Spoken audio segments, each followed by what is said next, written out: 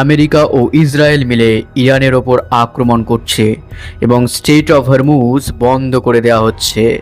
আর এখন এই দুই ভবিষ্যৎবাণীর সত্যতা পুরো পৃথিবীর সামনে চলে এসেছে বন্ধুরা। 28শে ফেব্রুয়ারি শুরু হওয়া ইসরায়েল ইরান যুদ্ধ এখন আর শুধু দুই দেশের মধ্যে সীমাবদ্ধ নেই, এটি এখন পরিণত হয়েছে এক গ্লোবাল সংঘর্ষে। ইতিমধ্যে 15টিরও বেশি দেশ সরাসরি বা পরোক্ষভাবে এতে জড়িয়ে পড়েছে। একাই ইরান এখনও পর্যন্ত 11টি দেশের উপর হামলা চালিয়ে দিয়েছে। ফলাফল, পুরো মিডল ইস্ট এখন ধ্বংসের আগুনে জ্বলছে বন্ধুরা। এই যুদ্ধের প্রভাব এখন পুরো পৃথিবীতে পড়ছে।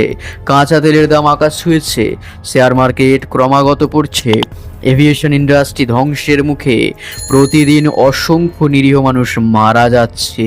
কিন্তু আশ্চর্যের বিষয়, এই যুদ্ধ থামার কোনো লক্ষণই নেই, বরং প্রতিদিন এটি আরও ভয়ঙ্কর রূপ নিচ্ছে। সবচেয়ে ভয়ঙ্কর বিষয় হলো, এই যুদ্ধের আসল কুফল আমাদের কাছ থেকে লুকিয়ে রাখা হচ্ছে। হ্যাঁ, কারণ মানুষ যদি সত্যটা জেনে যায় তাহলে পুরো পৃথিবীতে হাহাকার শুরু হয়ে যাবে। আমি কয়েক ঘন্টা ধরে এই গ্লোবাল কনফ্লিক্ট গভীরভাবে বিশ্লেষণ করেছি এর আগেও। ওপেন সোর্স ইন্টেলিজেন্স এবং বিভিন্ন লোকাল মিডিয়া রিপোর্ট ঘেটে যে তথ্যগুলো সামনে এসেছে তা সত্যি চমকে দেওয়ার মতো। এই যুদ্ধ শুরু হওয়ার মাত্র 9 দিনের মধ্যে আমেরিকার স্টক মার্কেট থেকে উধাও হয়ে গেছে $3 ট্রিলিয়ন। মাত্র 3 দিনের যুদ্ধে আমেরিকা ব্যবহার করে ফেলেছে টমাহক মিসাইলের 5 বছরের স্টক। যুদ্ধ চালিয়ে যেতে পেন্টাগন কংগ্রেসের কাছে $50 বিলিয়ন অতিরিক্ত বাজেট চেয়েছে। বর্তমানে যুদ্ধের জন্য প্রস্তুত 5 লক্ষ মার্কিন সেনা, 3 লক্ষ ইসরায়েলি সেনা, 2.5 লক্ষ ইরানি সেনা। অন্যদিকে কাতার তাদের গ্যাস প্রোডাকশন বন্ধ করেছে। গালফ দেশগুলো আমেরিকায় তাদের বিনিয়োগ স্থগিত করতে চলেছে। ইউরোপে জেট ফুয়েলের দাম 70% বেড়ে গেছে। ভারতে ইতিমধ্যে এলপিজি সিলিন্ডারের দাম বাড়তে শুরু করে দিয়েছে, কোথাও কোথাও তো পাওয়াও যাচ্ছে না। বিশ্বের সবচেয়ে বড় asset management company black rock তাদের বিনিয়োগকারীদের টাকা ফ্রিজ করে দিয়েছে। দক্ষিণ কোরিয়ার স্টক মার্কেট প্রায় ধসে পড়েছে। কিন্তু সবচেয়ে ভয়ঙ্কর বিষয় হচ্ছে স্ট্রেট অফ হরমুজ।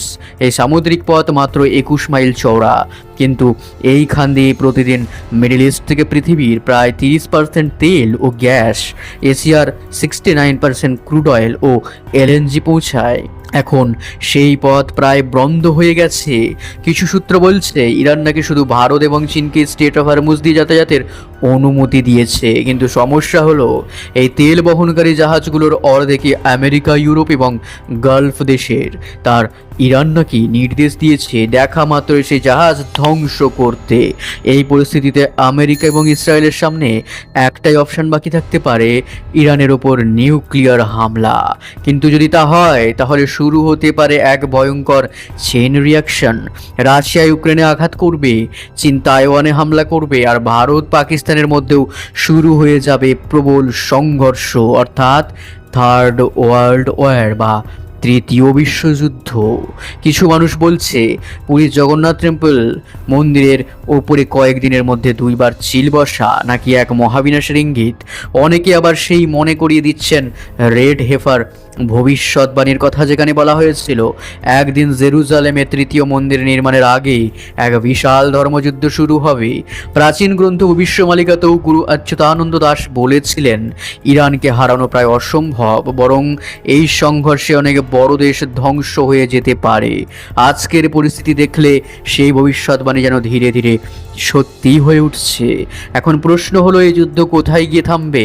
সত্যিই কি আমরা তৃতীয় বিশ্বযুদ্ধের দিকে এগিয়ে যাচ্ছি? আপনার মতামত অবশ্য কমেন্টে জানাতে ভুলবেন না, কারণ আপনাদের মতামত আমাদের প্রলুব্ধ করে আরও সব নতুন নতুন ভিডিও আপনাদের সামনে তুলে ধরতে এবং আপনাদের মনে কি চলছে তা জানতে।